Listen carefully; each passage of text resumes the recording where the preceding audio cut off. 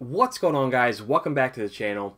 In this video, I'm just going to talk about some of the most important things that happened this past week in Destiny, and also some of the things too that I've noticed most, both in the comments of my videos, but also too on the various websites and forums that I go to for Destiny related content. So naturally, the most important thing this past week was the release of the Last Wish raid. This, of course, being the brand new raid for Forsaken, and the raid that ties the entire storyline together pretty much since the Crota raid way back in Destiny 1. I did see a really cool flow chart that somebody made on Reddit showing how the Crota raid more or less led to this very moment here for the Last Wish raid. So I will try to post a link to that in the comments if I can find it again. Really cool article. You should definitely check it out. The Last Wish raid did come out this week. I didn't play a whole lot of it, to be honest. If you look at my character right now, with the raids that I have, I only hit 533. I think I can hit 534 with my best gear, but my light level, my power level, I thought I was going to be okay going into that raid.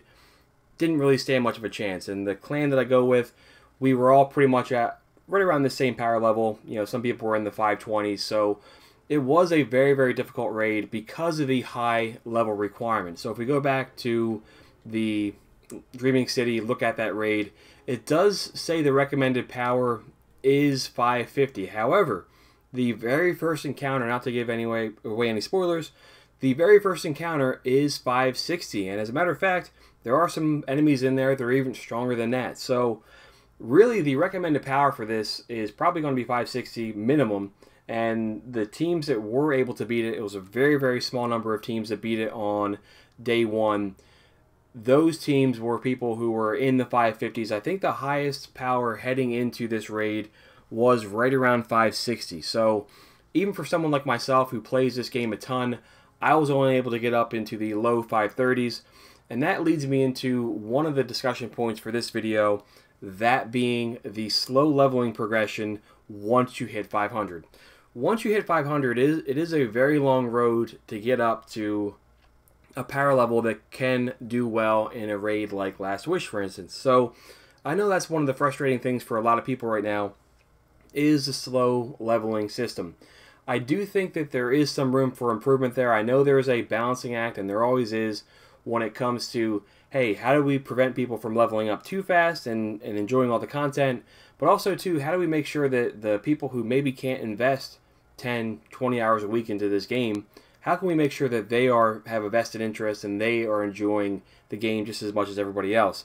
And that's been something that Bungie has been battling since day one of Destiny 1, way back in 2014. So I do think that for the Last Wish raid, I would have rather seen them made the recommended power 540. That would have given people who were 520, 525, 530, like in my case here, that would have given us a fighting chance to, at the very least, enjoy some of the raid a bit more in the first day. I know a lot of people like trying the raid on day one. You have that sense of wonder, and nobody's done it yet, so you're kind of all going through it together. And by and large, with how they made the recommended power for this raid, it really only left it to the major streamers to have a chance of beating it. And I'm kind of upset that Bungie didn't lower the power level and allow more people to kind of enjoy that first day, and the system that they had in place really kind of prevented that. So I would have rather seen them change that. With regards to power, really the only people who had any chance whatsoever of doing a lot of those encounters, because a lot of those encounters, those bosses in the raid, are major DPS gear checks, and if you don't have a high enough power, because of the way this game works, you're not going to have any chance really of beating those bosses. So the only people who had any chance whatsoever were mainly people, in my opinion, who utilized the Prime Engram glitch. And that, of course, was something that we talked about last week, using the Prime Engram system to get a bunch of Prime Engrams, and that would have bumped your power up maybe from the mid 530s to the mid 540s or high or low 550s.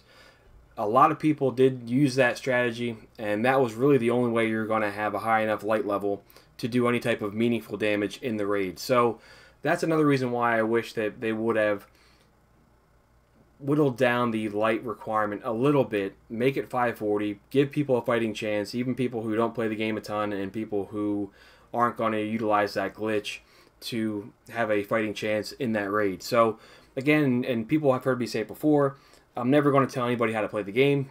You bought it with your own money. You can enjoy it how you want.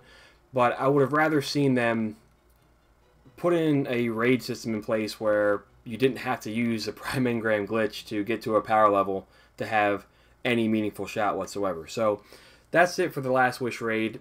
Let me hear your comments. I know I've seen a ton throughout the Bungie forums and GameFAQs and Reddit, all those places, when it comes to this raid. By and large, I think people like the raid. I think from what I saw, I really liked it. The presentation, the scale.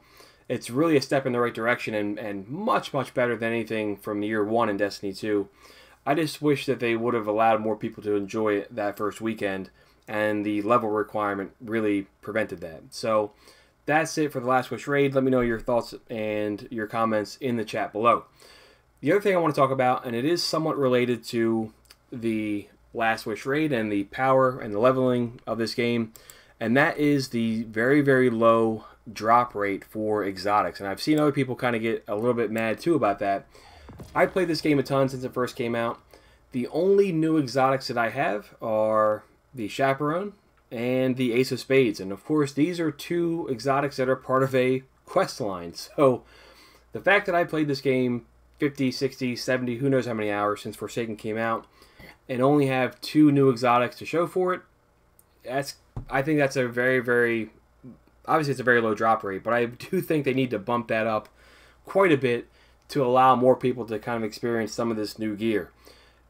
I understand that these are exotics and they should be rare, and yeah, I have no problem with that. I'm not saying that these should drop like blues during strikes, but I do think that they should drop a bit higher. And then I think just along those same lines, if you've already gotten an exotic, then you shouldn't be getting it again, or it should be a much, much lower chance of getting it again. So case in point, Vigilance Wing here, I got this to drop during a package, and that's kind of disheartening when it's very rare to get these anyway, and then to get a weapon that you already have, that's pretty frustrating. So I think that they need to tweak this just a bit, make these things drop a little bit more often. We all seen how Xur doesn't even have any new exotics, and I'm sure there's maybe a storyline reason for that down the line, but there's got to be something here in place to allow people to get the new exotics a bit easier, and I would like to see them bump that rate up a bit, especially if you are more of a casual player and you don't play this game a ton. Unless you're extremely lucky with the RNG, you may not get a new exotic until the first annual pass comes out. So I for one, would like to see them bump that rate up just a little bit. So that's my opinion. Let me know what you think about the exotic drop rate. Have you gotten any new exotics? Let me know in the comments below. Last thing I want to talk about today is the Masterwork Infusion system. And right now you can see that my character has a Masterwork weapon, one of the new auto rifles. I have the full Dreaming City Reverie Dawn set, and I masterworked all these just the other day. So in order for me to masterwork all of these pieces of armor, I believe it cost me 50 Masterwork cores, and I want to say that the auto rifle is probably another 10 or 15, who knows, I forget how many it was. But for me to masterwork all this gear, it took the better part of 60 to 70 Masterwork cores, and the only reason why I had that many is because I've been playing this game religiously since day one. So if you have just started getting into the game recently, or maybe you got the game on PS Plus for free, or you got the physical edition that contained all the content for Destiny 2 so far, you probably have, what, 5 Masterwork cores right now?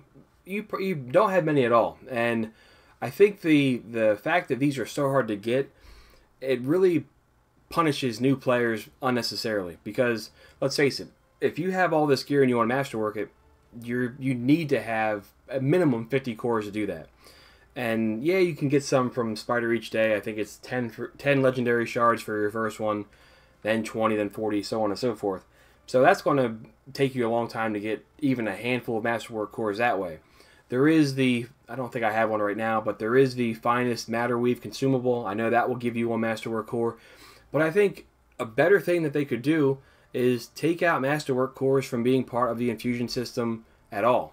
And that's the one thing I think is most annoying for new players is they may have some great pieces of armor or a great weapon that they want to use, but they don't have the Masterwork cores to infuse it up to a power level where it makes it useful in all content. So I think you want to be able to not punish those players who haven't sunk hundreds of hours into this game, and removing Masterwork cores from the Infusion system, greatly limiting the Masterwork cores requirement to Masterwork a weapon.